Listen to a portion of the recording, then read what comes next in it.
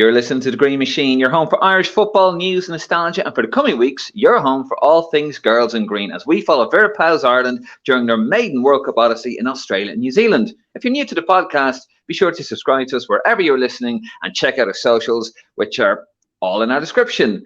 On this programme, we will be previewing the Women's World Cup. We take a look at each group, the star players, and discuss Ireland's chances on what is their first appearance at a major tournament. I'm delighted to be joined by Martin and Nick. I'm David, by the way, who will be with us all the way for match previews, reaction, and discussion during this World Cup. Lads, how are you doing? Ireland have finally qualified for World Cup. Nick, are you finally going to stop talking about 2002?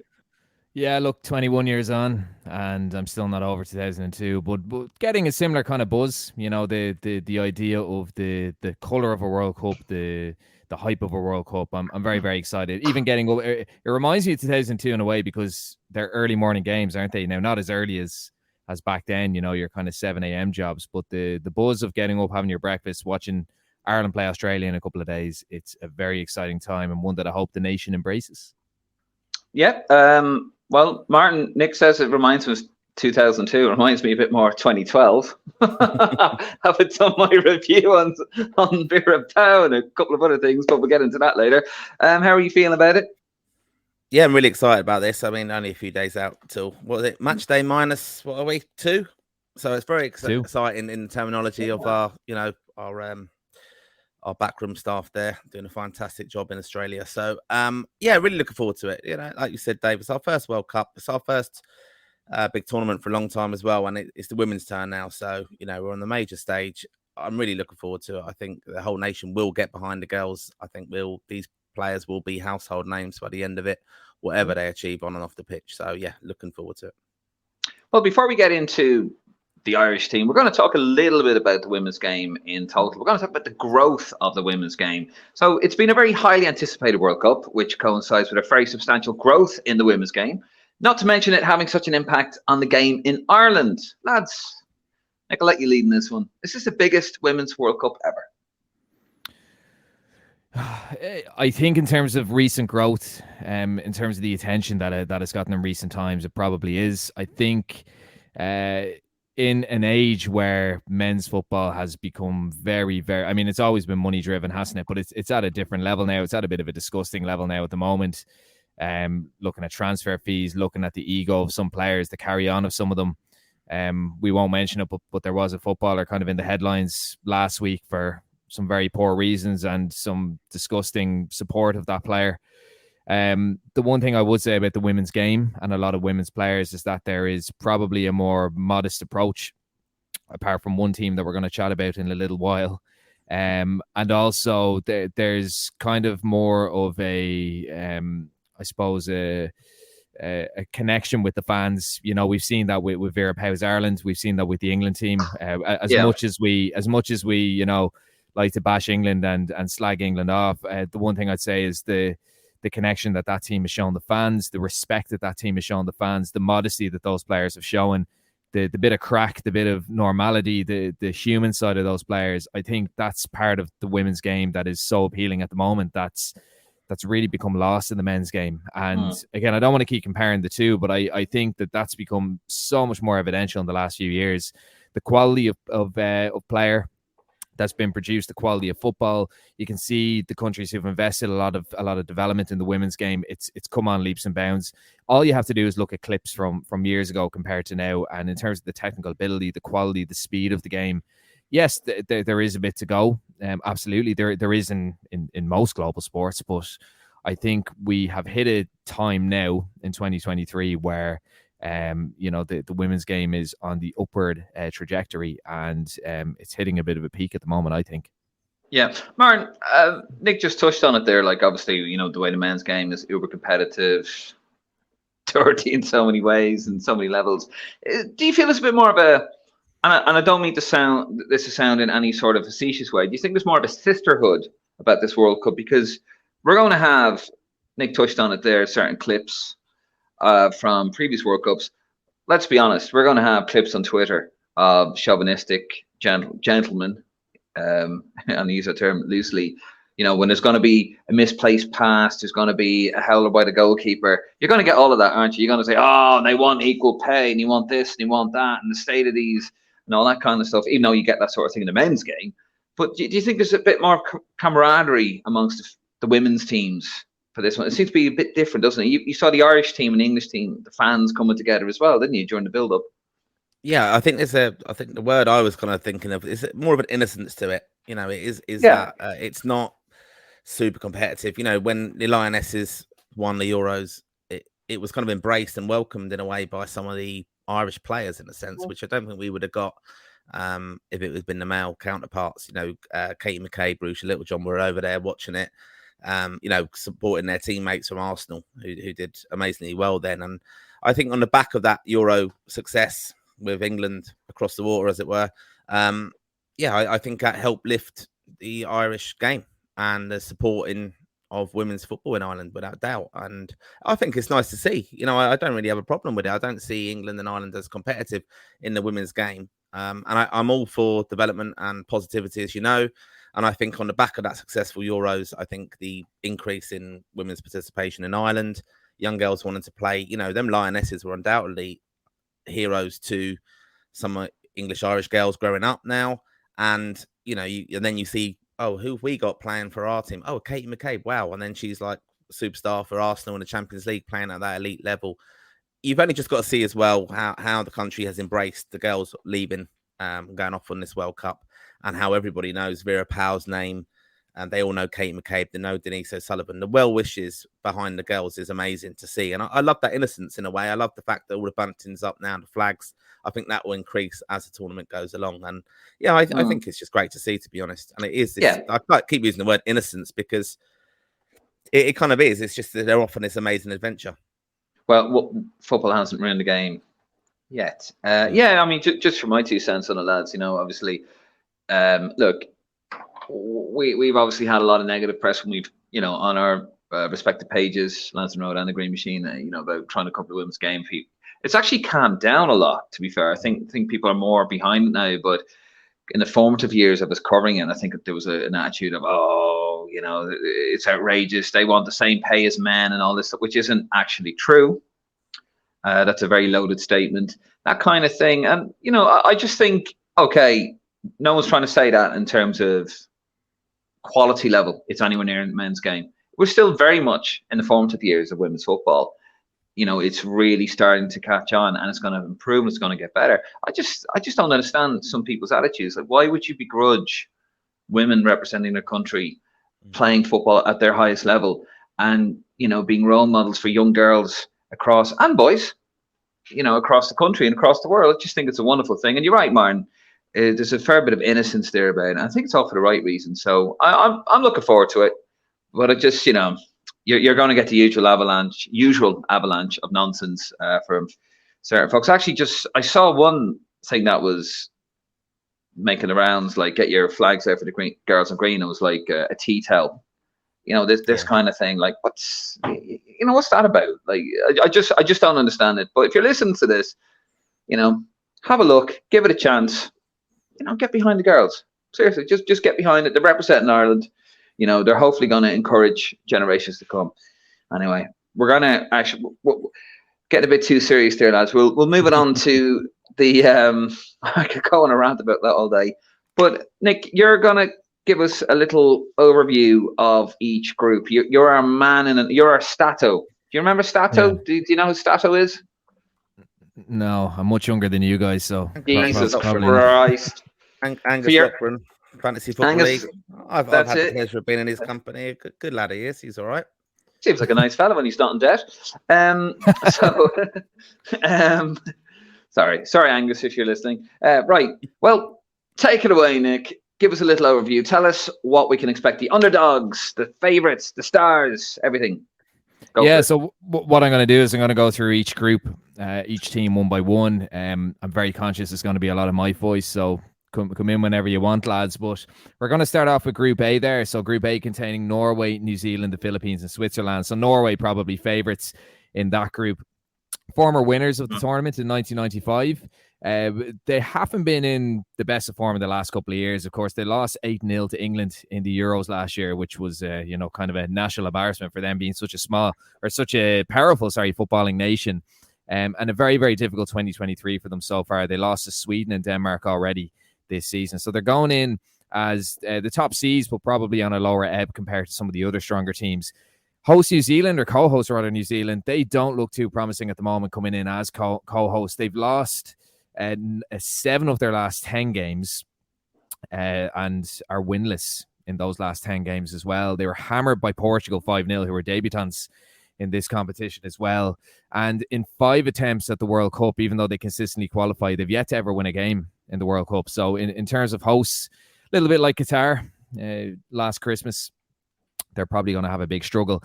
The Philippines, so this is their first ever tournament. There's actually 8 teams, lads, making their debuts in the tournament, including Ireland.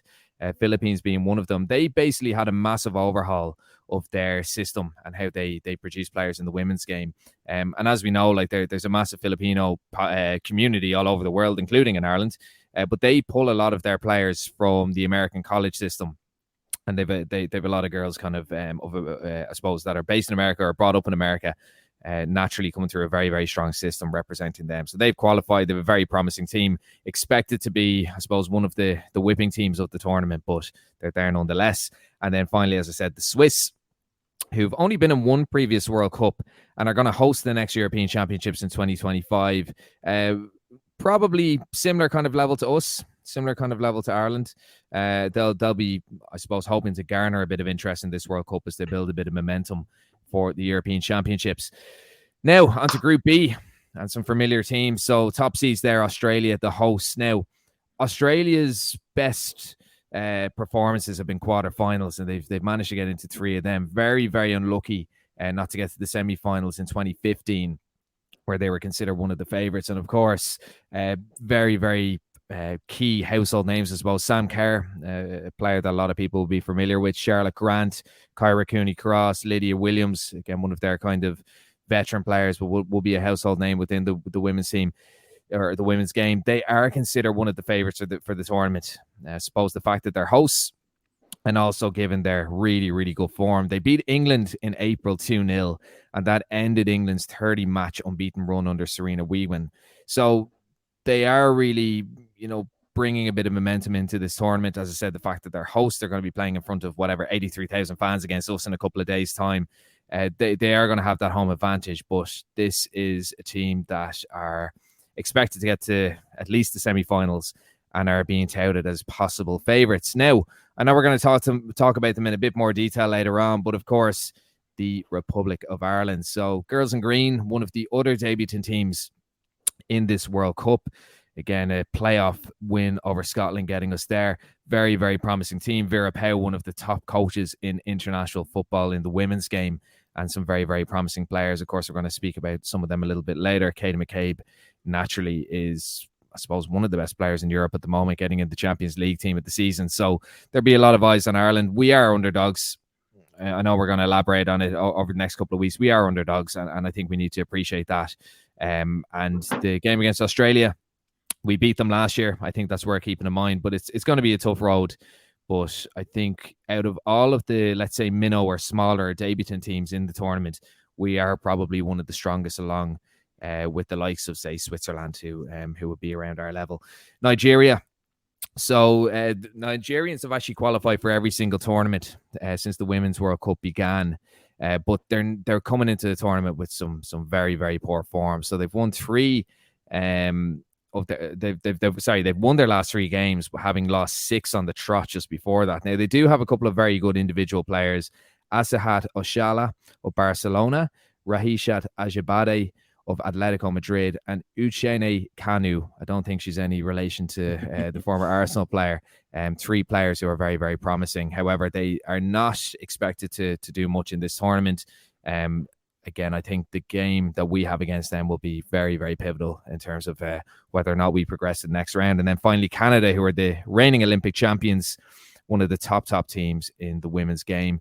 Surprisingly enough, they've only made one semi-final back in 2003, but they do have one of the best women's players ever in Christine Sinclair, 39 years of age now, and of course have some very, very promising and important players such as Jessie Fleming, Julio Grosso, and Jodin Hutema, who are all in their early 20s and very, very young. But again, one of the top nations, hosted the tournament back in 2015. So again, they're a team that will prove very, very difficult for Ireland, but a team that might be a little bit more achievable to get a result against than the Australians.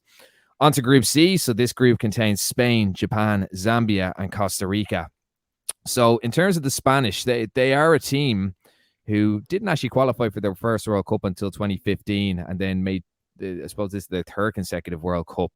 And both times they got out of the group in 2015, and then they got into the round of 16 a couple of years later. But I suppose the big thing for Spain is that Alexia Putellas, or just known as Alexia, I suppose, we're going to chat a little bit about her later. She's considered the best player in the world right now at the moment. And she's a huge driving force behind that Spanish team. They are I suppose, one of the top teams from Europe in the tournament, but they are expected to do quite well with her. And the Japanese, who would have been a real formidable force, of course, they won the tournament in 2011. Shock victory, I suppose, over the USA on penalties.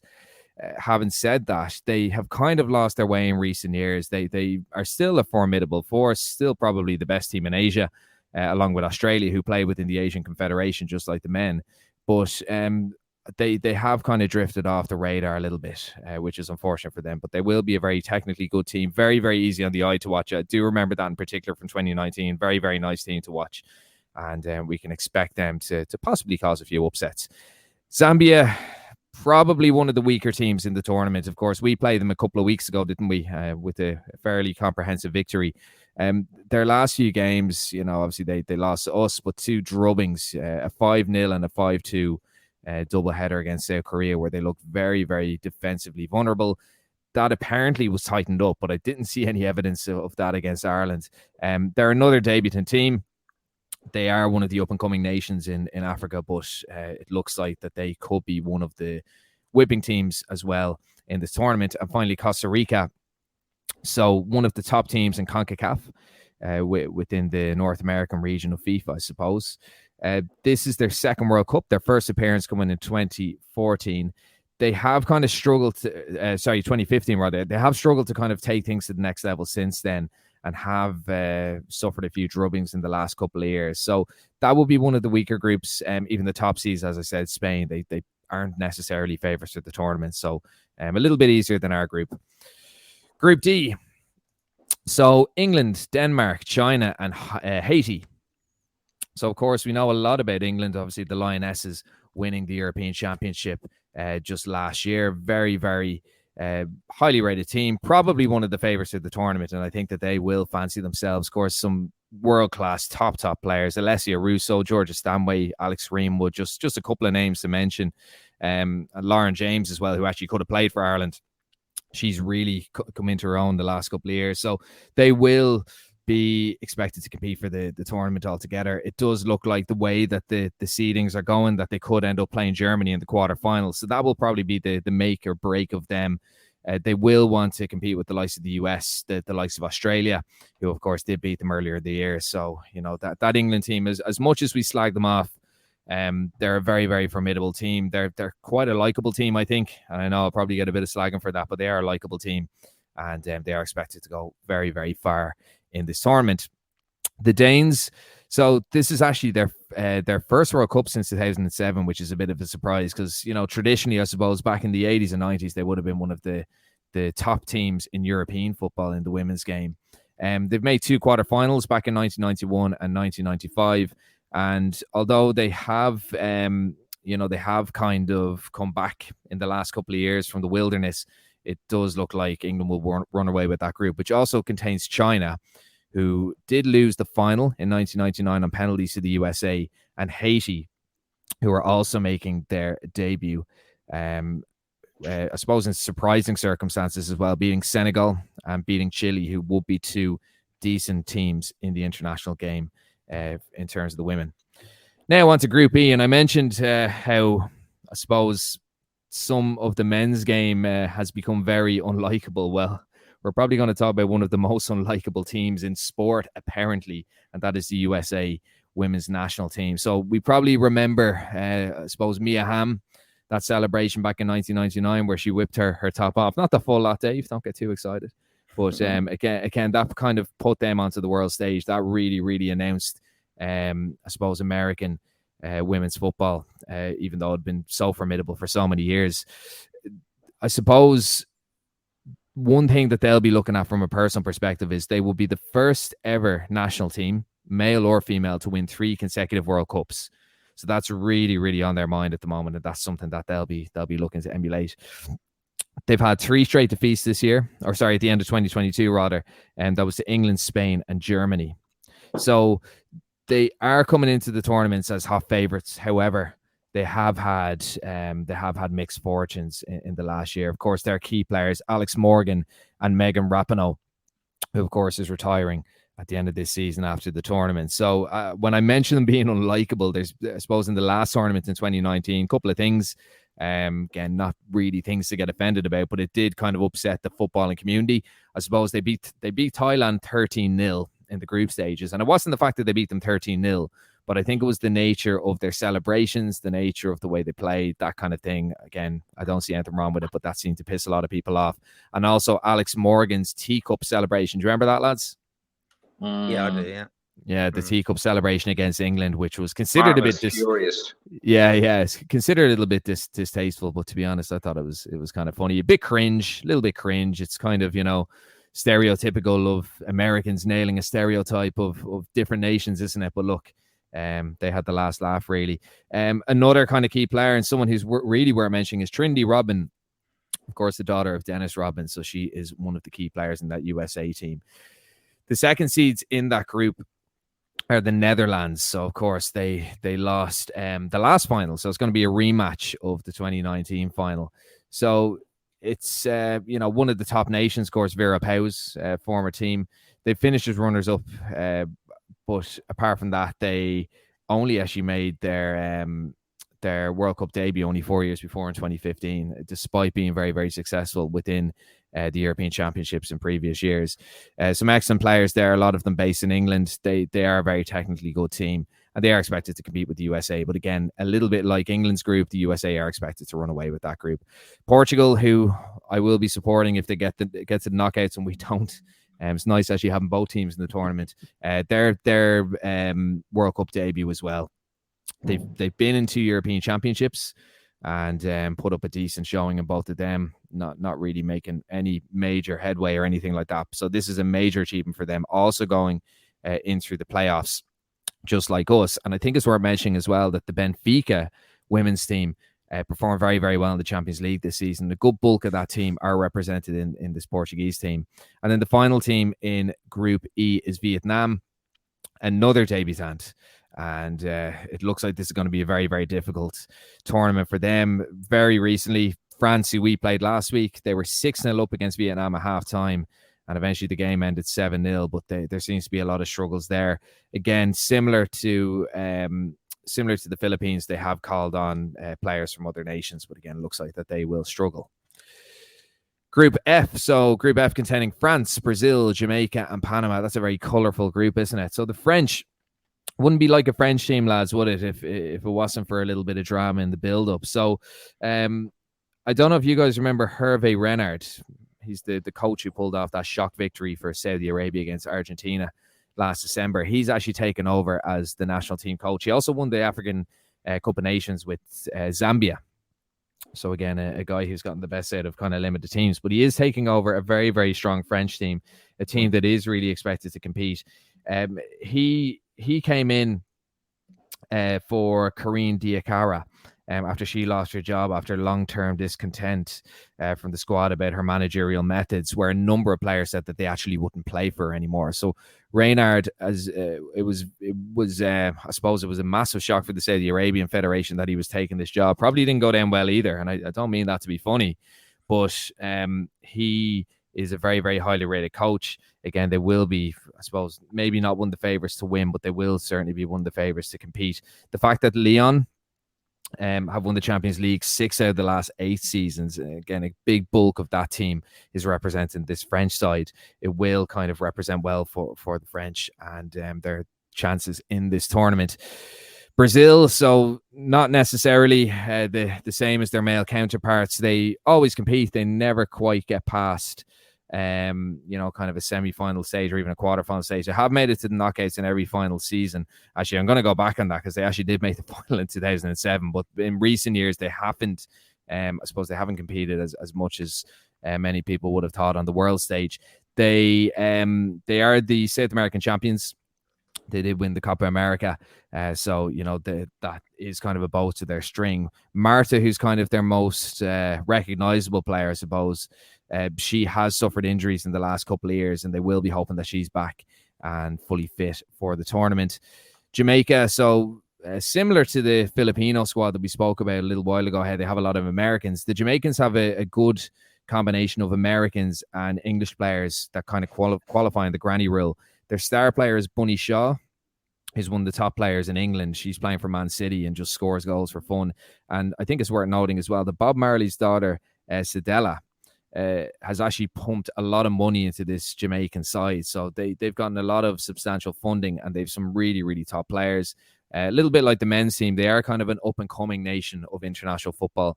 And finally, Panama, who are another CONCACAF nation along with Jamaica, they will also be making their first team debut. And they have a few players playing in kind of the major leagues in the US. So US-born Riley Tanner of Washington Spirit, she made her debut in their playoff win and already made an instant impact. She's considered a top player over in the States.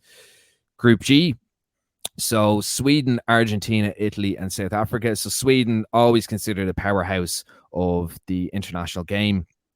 3 semi-final appearances, finishing third each time, and they did reach the final in 2003, but they did lose to the USA. So a lot of kind of experts, I suppose, on the women's game reckon that that Sweden do kind of lack the overall quality to go all the way, but have a very, very solid team that's coached by Peter Gerhardsen, who looks like he's stepping away after the tournament. And I suppose in 2019, they beat Phil Neville's England to third place. So again, another powerhouse, but not expected to go all the way. Argentina, unbeaten in 2023, winning 4 or 5 games. Not expected to emulate the men's team from December. They have had a bit of an inconsistent run over the last couple of years and aren't really expected to compete too much. And Italy, so at least their women managed to qualify for the World Cup. The guys didn't. Last summer, they were knocked out of the European Championships after bagging only 1 point in the group stage. So another team that aren't expected to be up to a huge amount either.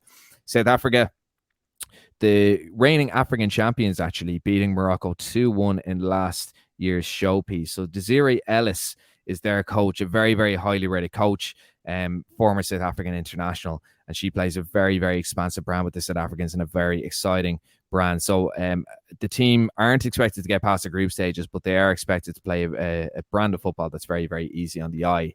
And finally, lads, Group H. It's a lot of talking from me, isn't it? It's a huge amount from me at the moment. And Jesus, I'm trying to get all the notes right. But finally, Group H. So Germany, Morocco, Colombia, and South Korea. So the Germans naturally going to be one of the favorites of the tournament. Of course, lost last year's European Championship final to England. Expected to mount a major challenge this year. A lot of key players there: Lena Oberdorf, Clara Buhl, and Giola Gwyn, all youngsters in the last World Cup and all key players now. As I mentioned already, if Germany do progress and their group stage draw, I suppose, is favourable, then we're probably looking at a rematch with England in the quarterfinals. So again, it's I suppose the winner of that will probably get to the final. 2 times champions, they've reached the quarterfinals at all of the World Cups that they haven't made the final for. So formidable force, probably one of the top nations in international football. And again, them and the USA are kind of considered the 2 favourites. Morocco, another debutant, yet another, the 8th and final. So create a history by qualifying for this World Cup. They do have an English-born player Rosella Ayan of Tottenham. And she is kind of one of the driving forces behind that team. Again, they're another side, just like the men's team. I know I keep bringing men's teams into it, but there are comparisons somewhere. They do have a lot of Granny Rule players, I suppose French-born players as well. And as I mentioned already, they did lose the African Cup of Nations last year to South Africa. So a team that are on the up. Colombia, we know all about them, lads, don't we? They like a crunching tackle. So a bit of controversy last week with the tackle on Denise O'Sullivan. The runners-up in South America, rather, losing 1-0 to Brazil last year, and haven't ever progressed past the round of 16 and failed to qualify for the last World Cup in 2019. So again, a bit of South American flair. Expect to see a bit of tough tactics from them, but thankfully it doesn't look like we're going to meet them in the tournament at all. And finally then, South Korea. So achieved their best ever finish at the 2022 Asian Cup in order to qualify for this World Cup, reaching the final after a shock 1-0 victory against Australia in the quarterfinals, who of course are one of the favourites for this tournament. So again, a team a little bit like the Japanese, very, very technically good, very, very easy on the eye to watch, but not expected, unfortunately, to compete overall. So they're the teams, lads. I tried my best there. There was a lot of a lot of notes to try and get out there, but look, those are the teams, and that's the tournament as it is. Well, there you go. Everything you need to know about the tournament, brought to you by Nick. They're fantastic stuff. Right, we're going to move on to the star players. Actually, no, lads. I'm going to change it a little bit. No star players. I want to know who your pick of the tournament is. Martin, I'm going to start with you. What player are you going to be keeping an eye on? Well, I think obviously very good preview as I thought there, Nick, to be honest with you. And as I said, I think some of these players are going to become household names. The players most familiar to me are obviously the Lionesses and then obviously the Irish girls. I think before I pick my player, I think I would say with the Irish squad, it's a real opportunity for some of these. And like Sinead Farrelly, I think that story is incredible that she hadn't played football for like 8 years and has now come into the reckoning with Ireland. And I think she's one that I would definitely be keeping an eye on because Vera Pauw's kind of said that she has opened up how we play as a more of an option. So I think she's going to be an important one to follow for us. But of the others, I think I just have a feeling I'm kind of worried about Sam Kerr. I think this is where top players at this or whatever level just do seem to perform. And we know her from playing for Chelsea in the women's league, Premier League, and she just seems to always score the goals. And that's my worry ahead of the Ireland game on Thursday, is that she's one of the elite players. And I think that's what we're going to have to combat against, unfortunately. But I think Louise Quinn could do a job on her, and that's what she's actually said as well. So that'd be my one. I think Sinead Farrelly, could have a very good tournament for us if she can stay fit. Okay. For me, Alexia Putellas of Spain. Nick touched on her earlier on. 29, plays in midfield, plays for Barcelona. She's won pretty much everything in the game on a European level. She's got 2 Ballon d'Ors, 2 FIFA Best awards. She's also won La Liga and the Champions League with Barcelona. Just watching some highlights of it there. Actually, she's really good on the ball, really smooth, great passer. She's very technically gifted, and she has an absolute rocket of a left foot. Takes all the free kicks like the Ronaldo, the rocket, boom. So she's really, really good. She tends to just play all over the midfield. Like it's like to give her a roaming role. She just plays everywhere. Like she's really, really good. She is coming back relatively recently from an injury. She tore her ACL last July and was out for about 10 months. And they are looking after her. They know she is their MVP. She is basically being wrapped and caught in the wool, and she's on a very incremental training regime. I think the last one they had a couple of days ago, like she literally left. She trained for half an hour and he took her off, but they thought she was injured. She actually wasn't, and she missed the 9-0 win over Vietnam. That was her last warm-up game, actually. So yeah, she's one. She's really, really good. What about you, Nick? Who have you got? I have to go for Katie McCabe, don't I? I mean, look, there's so many great players in this tournament. You know, some of the, you know, the best the women's game have seen in many parts. But I think we have to look at Katie and what she's achieved over the last year. You know, instrumental in the qualification campaign, and as well as that, guys. I mean, Champions League team of the season, Arsenal's player of the season as well. Her second time picking up that award, I think. And, you know, she's one of those flary players. She is considered one of the best in the world. You know, she really is. Her left foot is outrageous. A leader as well, you know, really down to earth girl. I don't mean to keep banging on about it, but we look at the men's game and some of the egos and some of the negative interactions of fans and that kind of thing. Katie epitomizes the positive side of that, you know, the interaction with fans. She's always, you know, even to the media, she seems quite kind. Just a good girl, sound girl, top quality player, technically unbelievable. And I think she actually, I'm not just saying this with green tinted glasses on, but I genuinely think when the tournament is out, I think a lot of people globally will take a lot more notice of Katie McCabe and the quality that she has. So yeah, again, as I said, maybe being a little bit biased, but I don't think we realize just how good Katie is. Fair. Before we go, lads, let's talk a little bit about the girls in green themselves. That's what we're all here for. Drawn in a group with Australia, who are the hosts, and you play on the 20th of July. Canada, the Olympic champions, who do you play on the 27th of July. And finally, Nigeria, Africa's most successful team.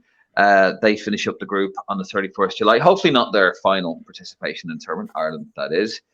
Just a little bit about the team. I did touch on earlier that this does bang a little bit of Euro 2012.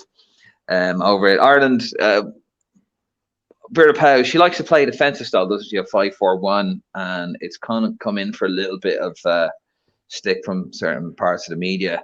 And Vera Pauw, of course, is very defiant about her tactics. I think after Scotland, didn't she say, we didn't win because we had better players. We won because we had a better game plan. So I was just getting sort of, whiffs of Trapattoni off this a little bit. European continental manager, rules with an iron fist, has them well drilled. Everyone knows their job. But, will it be enough? Will it be enough to get out of the group? I think we're just going to be very, very well organised. And I think for us, the qualification was the big achievement. And we're going off there on an adventure, as I've said. And I hope they acquit themselves well. I think an incredibly tough group. I think Australia will be a massive test on Thursday, but you just don't know the nerves. 90,000 there as well. Nerves of pressure of the host nation as well, expected to perform. That can kind of have an impact. I think she will just be incredibly organised. I think where we will see an involvement in Vera Pauw's perhaps tactics will be with this next team that comes through. My worry for Ireland is we have got. Let's be honest, we've got an ageing back defence basically.